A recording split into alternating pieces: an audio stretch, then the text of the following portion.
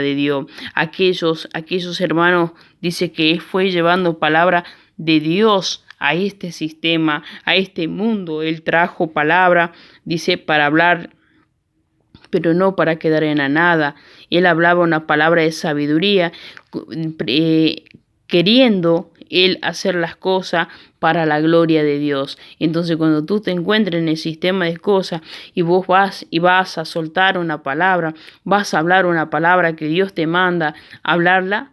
¿Cuál es decir cuando Dios te manda? Cuando justamente tú ves a tus hermanos en una situación que está atravesando y de repente, o sea, tú estás frente o te lo está confiando, te lo está contando y tú ves un accionar, entonces tú llevas esa palabra. ¿Y qué tienes que hacer? Establecer la palabra de Dios en la vida. Dios dice así, hermano.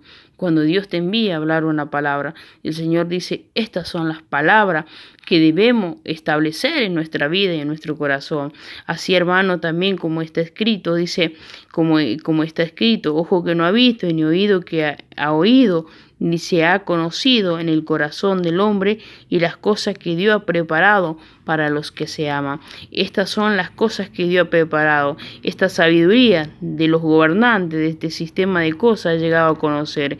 Entonces, los gobiernos humanos pueden tener una sabiduría respecto a manejar ciertos asuntos, pero hay una sabiduría divina la cual ellos no han llegado a conocer, porque si verdaderamente hubieran conocido esta verdad, no hubieran crucificado a Jesucristo y no estarían en esa situación.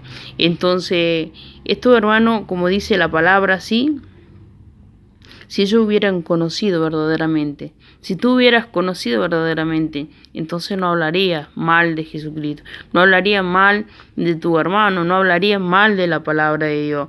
Pero, hermano, dice, lo que no se ha visto, lo que no se ha conocido en el corazón de los hombres, dice, se lo ha conocido en el corazón de Dios. ¿Por qué? Porque Dios había preparado para aquello la palabra, Dios preparó palabra, Dios preparó palabra sabia, dice, para aquellos maduros, para aquellos que entienden, para aquellos que verdaderamente aman hacer la voluntad de Dios. Y amar hacer la voluntad de Dios es amar hacer el bien, es amar caminar en la palabra de Dios, aplicar la palabra de Dios, vivir una vida que verdaderamente Dios quiere que vivamos. Pero nosotros, a quienes Dios dice ha preservado mediante su Espíritu, para que el Espíritu, dice, el Espíritu escudriña todas las cosas, hasta las cosas profundas de Dios. Entonces, hermano, nosotros podemos notar acá que uno se ha guardado algo mediante el Espíritu Santo de Dios. Se guardó algo, ¿por qué? Porque Dios quien escudriña nuestra mente, nuestro corazón. Él es el que conoce nuestras intenciones del corazón.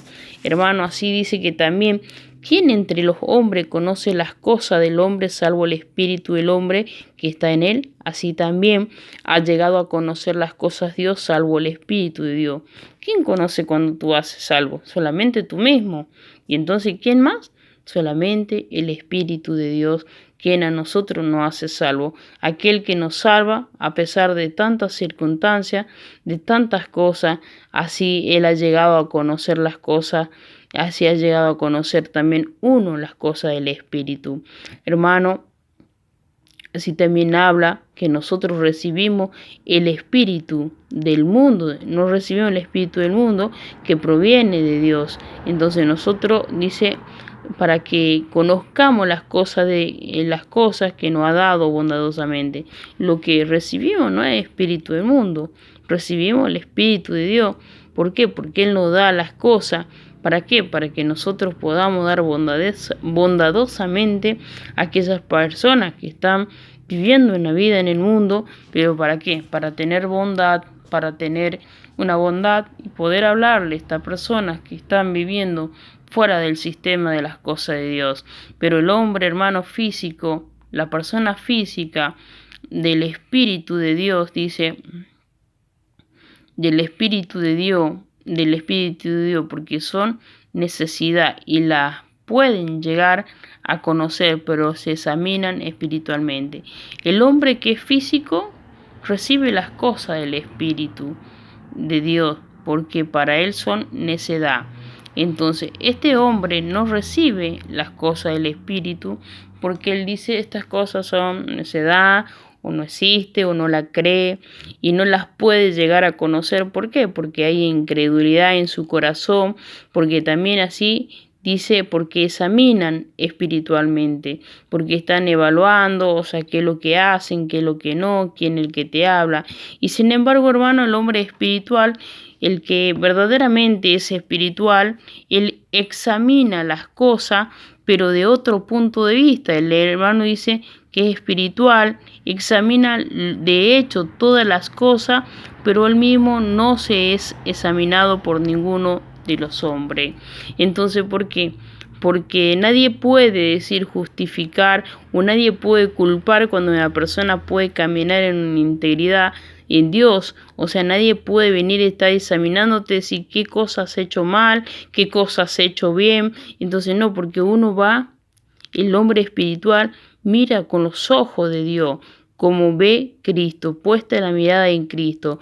Porque ¿a quién ha llegado a conocer la mente de Jehová para que le instruya? Pero nosotros, si tenemos la mente de Cristo. Entonces, ¿a quién ha llegado a conocer la mente de Jehová? Si no, dice, Él nos instruye.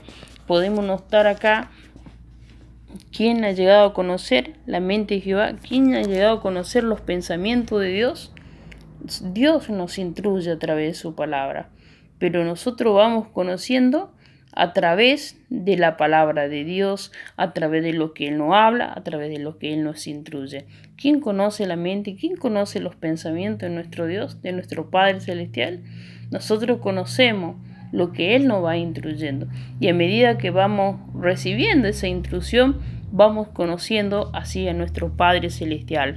Esta es la persona que habla, así dice, el hombre físico recibe, dice, no recibe las cosas del Espíritu, pero sin embargo el hombre que es espiritual examina las cosas, piensa las cosas, piensa las cosas con mucho cuidado. Y entonces, hermano, de esta forma nosotros tenemos la mente puesta en Cristo. ¿De qué forma tenemos la mente puesta en Cristo? Cuando examinamos las palabras, cuando meditamos, cuando la aplicamos, cuando vivimos en ella, y entonces de día y de noche, en tiempos buenos, en tiempos malos, en tiempos peligrosos, examinamos, meditamos la palabra de Dios y la llevamos a la práctica. Esta es la palabra del día, basada en 2 de Corintios, capítulo 2, en 1 de Corintios, capítulo 2, es donde habla el hombre físico y el hombre espiritual.